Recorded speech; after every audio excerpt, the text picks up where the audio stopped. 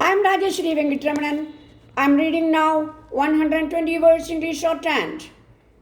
Please subscribe, add comments and public comments. Okay, we can start. Sir, I will now say a few words about the more important objections that have been urged against this proposal. I have carefully gone through a great deal of this evidence, and I may say that the objections resolve themselves under 5 heads. In one brief sentence, they really come to this. In officials say we do consult people at present and will continue to consult them, but we will consult whom we please, when we please, and how we please. We do not want to be bound in these matters. The 5 objections are: first, that informal consultation is better than formal consultation. Secondly, it is difficult to know who are really representatives of the people, and it is difficult to get properly qualified representatives for the work. Thirdly, the efficiency of the district administration will suffer. Fourthly, an advisory body may be desirable, but there are already district boards and municipalities which might be utilized for the purpose. Why multiply these bodies? And lastly, there is the objection, which is a standing argument in this country against all advance, namely, the time has not yet come. Now, I will deal briefly with these 5 objections and then will bring my remarks to a close. As regards the value of informal consultation, well, it is all very well to say that you do not want to be formally tied down, that you like to be free, and that you will go about among the people and find out things for yourselves.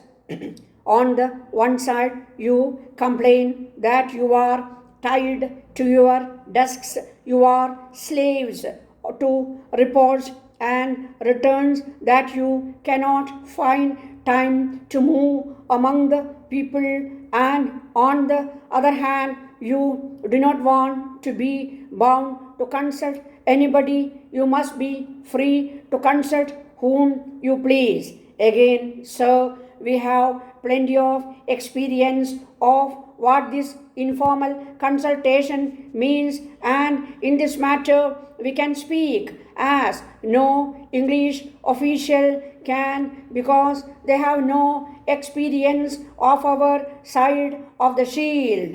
Under the present system of consulting whom we please, we often find men of straw, men of no character, insinuating themselves into the favor of officials and backbiting innocent people and exercising a pernicious influence. In the end, these things are generally seen through, but that takes time, and meanwhile a good deal of harm is done. And with the frequent transfers of officers that now take place, we are exposed to this risk far too often. But apart from this, without putting it on the low ground, I say that while the officials may continue to consult whom they please, and my proposal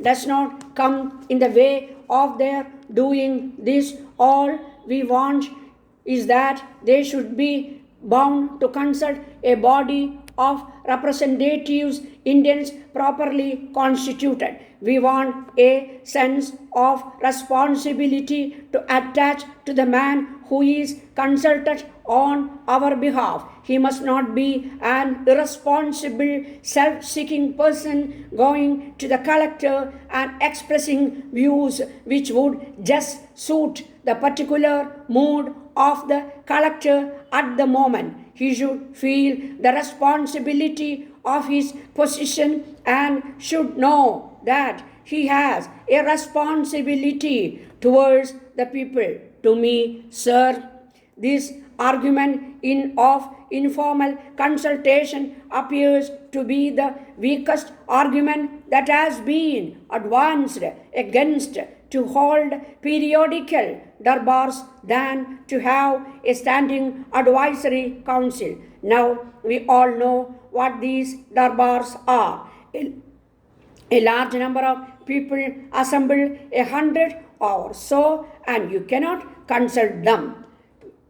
Bangalore, 2nd August 1960. Sir, I have the honor to bring to the notice of the government the urgent necessity for providing the government high school at Kolar with adequate accommodation and equipment. The present building was constructed many years back when the school had only one section in each of the three forms. At present, the number of sections has doubled itself and the strength has increased threefold. The rooms in the building are so small that they are utterly inadequate to accommodate the present classes, some of which contain more than 50 students in each section. Recently, a private building situated closely was taken up on rent of rupees 50 per month. But this has not improved the position. It is very necessary to extend the present building by the addition